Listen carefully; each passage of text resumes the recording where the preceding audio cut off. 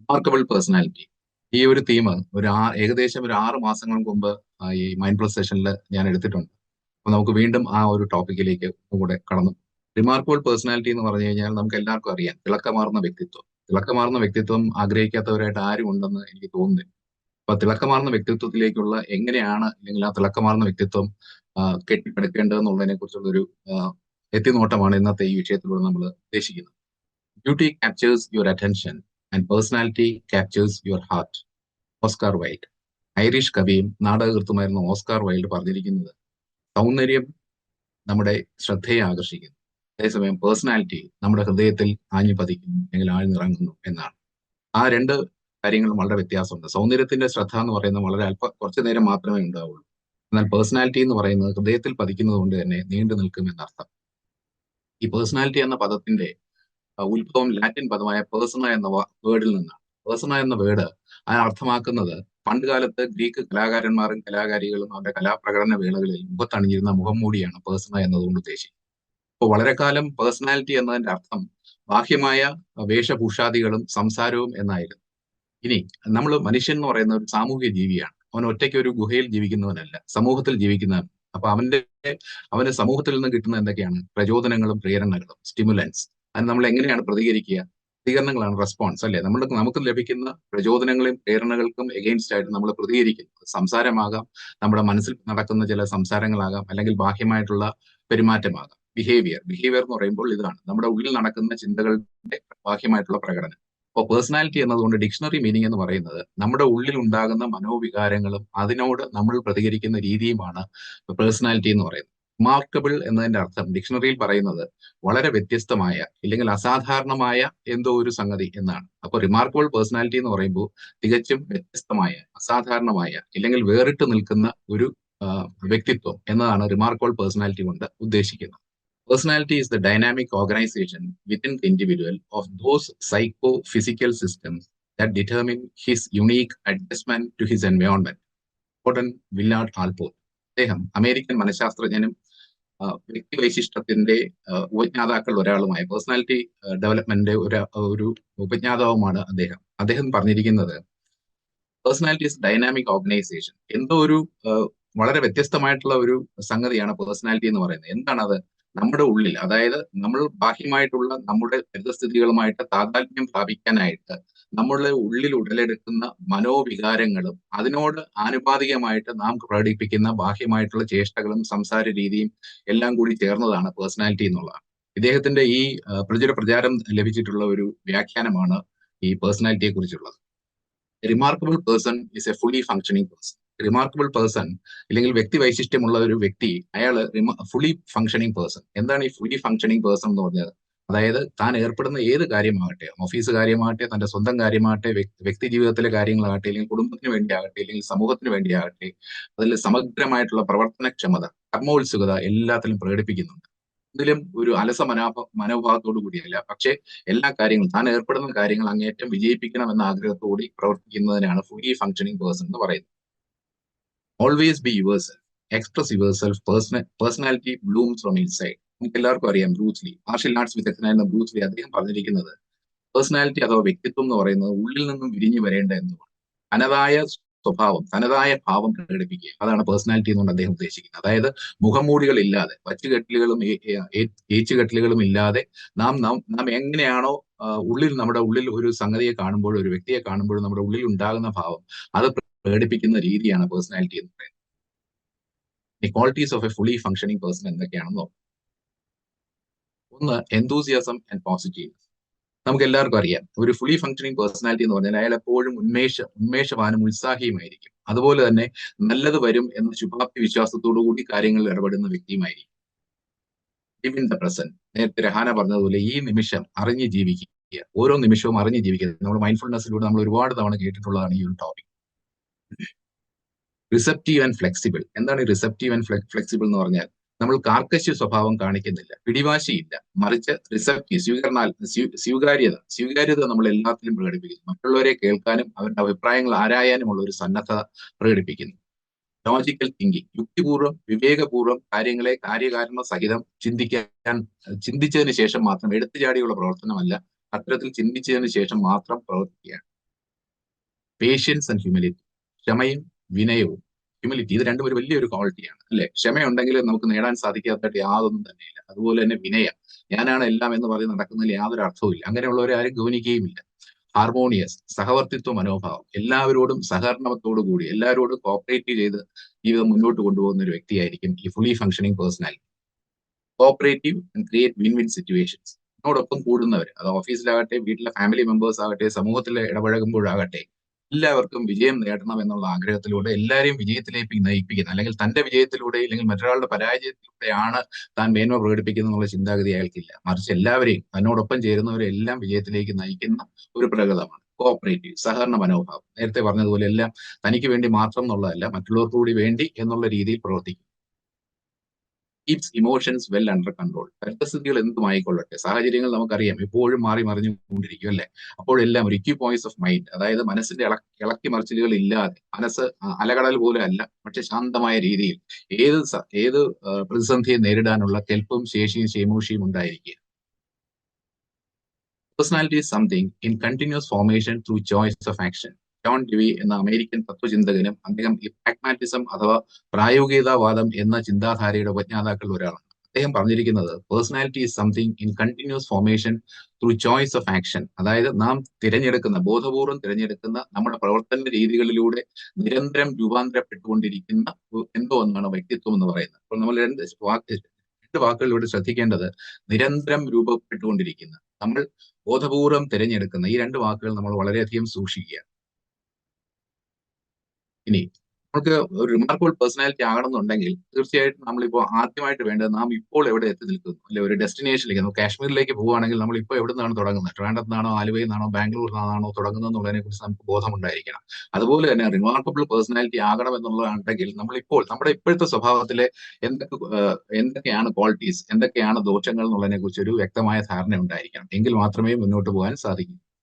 ആദ്യമായിട്ട് നമ്മൾ അറിയേണ്ടത് bold and confident or fearful and wavering. അതായത് ധൈര്യശാലിയും ധൈര്യമനസ്കനും കോൺഫിഡന്റ് ആത്മവിശ്വാസിയുമാണോ, അല്ലെങ്കിൽ ഫിയർഫുൾ ഭീരുവും വേവറിങ് ചഞ്ചലചിത്തനുമാണോ എന്നുള്ളതാണ്.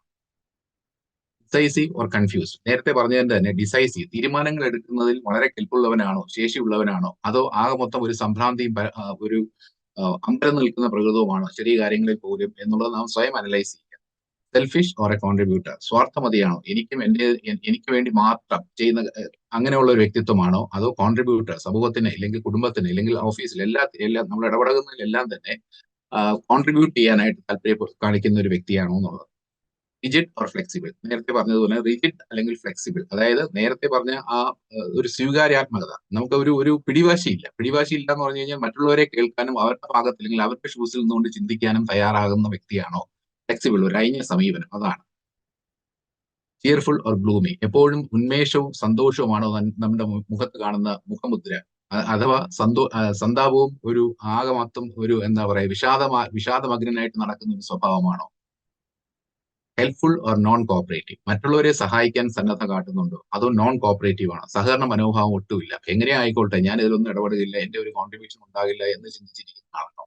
എലൂഫ്നെസ് ഓർ സോഷ്യബിൾ. അത് തന്നെയാണ് എലൂഫ്നെസ് എന്ന് പറയുമ്പോഴത്തേക്കും ഒറ്റയാനും ഏകാന്തത ഇഷ്ടപ്പെടുകയും മറ്റ് സമൂഹത്തിലും അല്ലെങ്കിൽ ഫാമിലിയിൽ പോലും മറ്റുള്ളവരുമായിട്ട് അധികം ഇടപഴകാതെ തന്റേതായ കാര്യങ്ങൾ മാത്രം നോക്കി നിൽക്കുന്ന ഒരു വ്യക്തി, അല്ലെങ്കിൽ സോഷ്യബിൾ. ഞാൻ നേരത്തെ പറഞ്ഞു നമ്മൾ എല്ലാവരും ഒരു സാമൂഹ്യ ജീവിയാണ്. അപ്പൊ തികച്ചും സമൂഹത്തിൽ നമ്മൾ ക്രിയാത്മകമായിട്ടുള്ള ഇടപെടലുകൾ പലപ്പോഴും ആവശ്യമായിട്ട് വരും.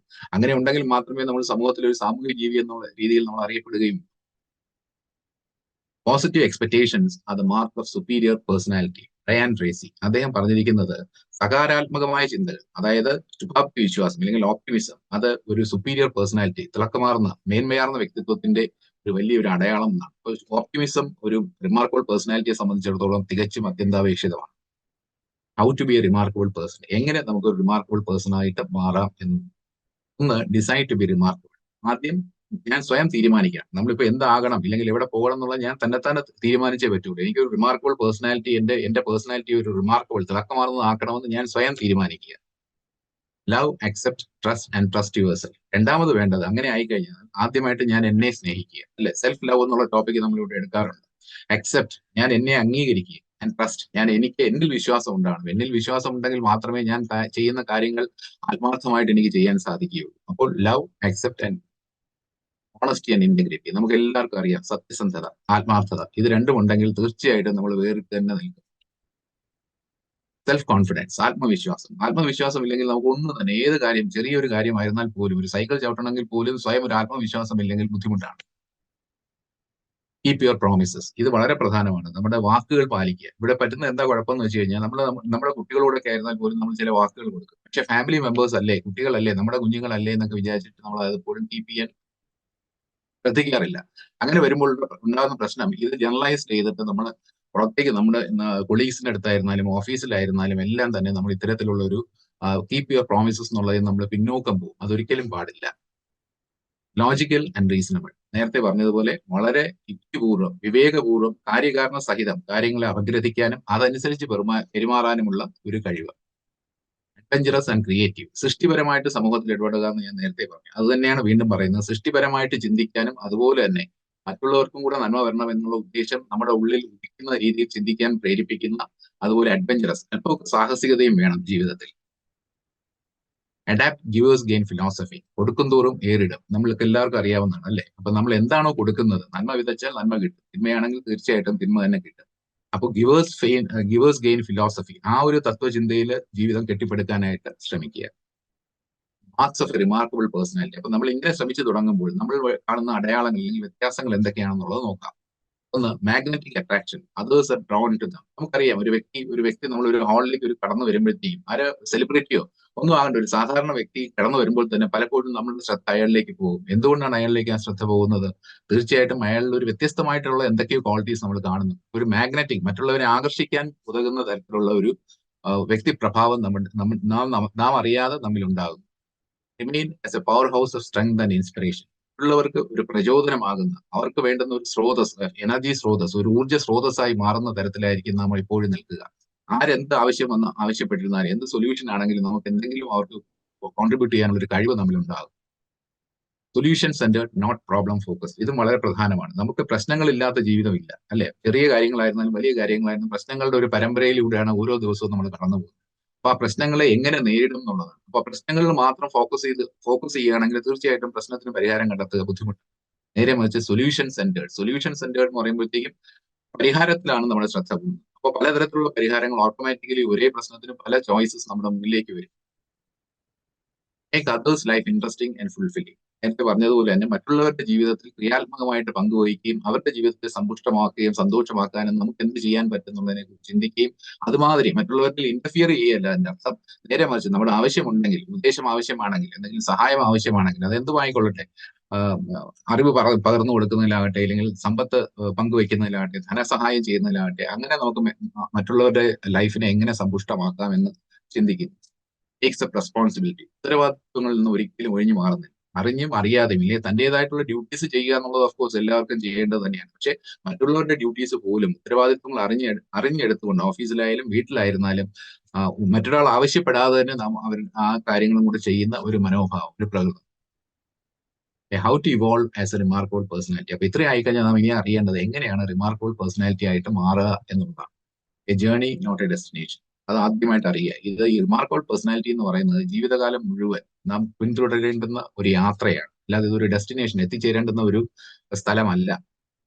കൺസിസ്റ്റൻസി ആൻഡ് കോൺഷ്യസ് എഫേർട്ട്, എല്ലാവർക്കും അറിയാം, ഏത് പ്രവൃത്തിയിൽ ഏർപ്പെട്ടിരുന്നാലും കൺസിസ്റ്റൻസി ആൻഡ് കോൺഷ്യസ് എഫേർട്ട് ഉണ്ടെങ്കിൽ മാത്രമേ അത് വിജയത്തിലേക്ക് എത്തൂ അല്ലെ. നിരന്തരമായ പരിശ്രമം, ആത്മാർത്ഥതയോടുകൂടിയുള്ള ലേണിംഗ്, അൺലേണിംഗ് ആൻഡ് റീലേണിംഗ്, ഇതും വളരെ പ്രധാനമാണ്. നാം എപ്പോഴും നമുക്ക് ഇന്നത്തെ ഈ ടെക്നോളജി യുഗത്തിൽ അതിനെക്കുറിച്ച് കൂടുതൽ പറയേണ്ട കാര്യമില്ല. ഇന്നലെ പഠിച്ച ടെക്നോളജി അല്ല ഇന്നത്തെ ടെക്നോളജി. തീർച്ചയായിട്ടും നമ്മൾ അപ്ഡേറ്റ് ചെയ്തുകൊണ്ടിരിക്കണം. അപ്പൊ തീർച്ചയായിട്ടും നാം എന്തൊക്കെ പാഠങ്ങൾ പഠിച്ചിട്ടുണ്ട്, പല പാഠങ്ങളും നാം പഠിച്ചിരിക്കുന്നത് തെറ്റാകാം. ഇന്നത്തെ സമൂഹത്തിന് അനുയോജ്യമായ രീതിയിൽ അതിനെ മാറ്റിമറിക്കാനുള്ള ഒരു സന്നദ്ധത, മാറ്റി പഠിക്കാനുള്ള ഒരു സന്നദ്ധത നമ്മുടെ ഉള്ളിൽ ഉണ്ടാകണം. അതുപോലെ തന്നെ നമ്മൾ ഏത് പ്രൊഫഷനിലാകട്ടെ, ഏത് ജോലിയിലാകട്ടെ, ഏത് ഫീൽഡിൽ, ഏത് ബിസിനസ്സിലായിരുന്നാൽ പോലും എന്തൊക്കെ ഡെവലപ്മെന്റ് ആണ് അവിടെ നടക്കുന്നതിനുള്ളതിനെ കുറിച്ച് നാം keep on updating ourselves. Growing in self awareness, ഇതെല്ലാം വരുമ്പോൾ നമ്മുടെ ഉണ്ണികൃഷ്ണൻ സാർ നമുക്ക് എപ്പോഴും പറഞ്ഞു തരുന്ന ജേർണി വിത്തിൻ എന്നുള്ളത്, നാം ഉള്ളിലേക്ക് പിന്തിരിഞ്ഞ് നടക്കാനുള്ള ഒരു ശ്രമം കൂടെ നമ്മുടെ പേഴ്സണാലിറ്റിയുടെ ഭാഗമായിട്ടുണ്ടാകും. ഞാൻ ആര്, ഹൂ ആം ഐ എന്നുള്ള ചോദ്യത്തിന് ഉത്തരം കണ്ടെത്താനുള്ള ഒരു ശ്രമം എത്രയും വേഗം തുടങ്ങുന്നു അത്രയും നല്ലതാണ്. മൈൻഡ്ഫുൾ ലിവിങ്, മൈൻഡ്ഫുൾനെസിനെ കുറിച്ച് കൂടുതൽ പറയേണ്ട കാര്യമില്ല. മനോനിറവാർന്ന ജീവിതം, അത് ഈ നിമിഷത്തെ അറിഞ്ഞുകൊണ്ട് ഇവിടെ ജീവിക്കുക എന്നുള്ളത് ശീലിക്കുക. ഓരോ നിമിഷവും നാം എന്താണ് ചെയ്യുന്നത്, എന്ത് പ്രവൃത്തിയിലാണ് ഏർപ്പെടുന്നത് എന്നുള്ളതിനെ കുറിച്ച് വ്യക്തമായ ധാരണയോടുകൂടി ആ പ്രവൃത്തിയിൽ ആത്മാർത്ഥതയോടുകൂടി പങ്കെടുക്കുക. കണ്ടന്റ്മെന്റ് ഇൻ ലൈഫ്, എല്ലാത്തിലും ഒരു തൃപ്തി മനോഭാവം കൊണ്ടുവരിക. നമ്മൾ പലപ്പോഴും കണ്ടിട്ടുണ്ട്, വളരെ ധനവാന്മാരാകട്ടെ, വളരെ ഉയർന്ന പൊസിഷനിൽ ഇരിക്കുന്നവർക്ക് പോലും ഒന്നിലും ഒരു തൃപ്തി, അവരുടെ മുഖത്ത് എപ്പോഴും എന്തോ ഇനിയും അടക്കി പിടിക്കാൻ, ഇനിയും നേടാനുണ്ട് എന്നുള്ള ഒരു ഒരു വാഞ്ചയാണ് അവരുടെ ഉള്ളിൽ മുന്നിട്ട് നിൽക്കുന്നത്, അല്ലെങ്കിൽ അവരുടെ മുഖത്ത് മുന്നിട്ട് കാണുന്നത്. അങ്ങനെയല്ല, നമുക്കുള്ളത്, നമുക്ക് ഇല്ലായ്മകളും വല്ലായ്മകളും ഉണ്ട്. ആ ഇല്ലായ്മകളും വല്ലായ്മകളെയും അറിഞ്ഞുകൊണ്ട് തന്നെ ജീവിതത്തിൽ ഒരു സംതൃപ്തി, നിറഞ്ഞ ഒരു ആനന്ദം നമുക്ക് സ്വന്തം ക്രിയേറ്റ് ചെയ്യാൻ പറ്റുകയാണെങ്കിൽ തീർച്ചയായിട്ടും നമ്മോടൊപ്പം നിൽക്കുന്നവരിലേക്കും ആ ആനന്ദം നമുക്ക് പകർത്താൻ കഴിയുകയും അങ്ങനെ മറ്റുള്ളവരുടെയും കൂടെ ജീവിതം നമുക്ക് സന്തോഷകരമാക്കി മാറ്റാനായിട്ട് സാധിക്കും. It is easier to build strong children than to repair broken men. Frederick Douglass, അദ്ദേഹം ആഫ്രിക്കൻ അമേരിക്കൻ എഴുത്തുകാരനും അമേരിക്കയിലെ അടിമത്തത്തിനെതിരെ പോരാടിയിരുന്ന ഒരു വ്യക്തിയുമായിരുന്നു. അദ്ദേഹം പറഞ്ഞത്, it is easier to build strong children, കുഞ്ഞുങ്ങളെ വളരെ ശക്തിമത്തായ കുഞ്ഞുങ്ങളാക്കി വളർത്തിക്കൊണ്ട് പുരുഷന്മാരാക്കി മാറ്റുന്നതിന് എളുപ്പമാണ്. പക്ഷേ പല കാരണങ്ങൾ കൊണ്ട് തകർന്നു തരിപ്പണമായി പോയ മനുഷ്യനെ, അതായത് പൂർണ്ണ വളർച്ചയെത്തിയ ഒരു മനുഷ്യനെ ഉടച്ചു വാർക്കുക എന്ന് പറയുന്നത് അത്ര എളുപ്പമുള്ള കാര്യമല്ല എന്നുള്ളതാണ്. ഞാൻ എന്തുകൊണ്ട് ഈ കോട്ടോടുകൂടി ഈ തീം ഇവിടെ അവസാനിപ്പിക്കുന്നു എന്ന് പറഞ്ഞു കഴിഞ്ഞാൽ, മൈൻഡ് പ്ലസിന്റെ കമ്മ്യൂണിറ്റിയിലെ ഭാഗമായിട്ടുള്ള നമ്മളെല്ലാവരും എല്ലാ ദിവസവും നിത്യവും നമുക്ക് വേണ്ടുന്ന പോസിറ്റീവ് വികാരങ്ങളും വിചാരങ്ങളും ചിന്തകളുമാണ് നമ്മൾ ഉൾക്കൊള്ളുന്നത്. തീർച്ചയായിട്ടും നമ്മുടെ ഉള്ളിൽ എന്നും ഒരു കുട്ടിത്ത മനോഭാവമുണ്ട്. ആ കുട്ടിത്ത മനോഭാവത്തെ നമ്മൾ എപ്പോഴും ഓരോ ദിവസവും ഓരോ പുലർകാലത്തും പുനരുജ്ജീവിപ്പിക്കുകയാണ്.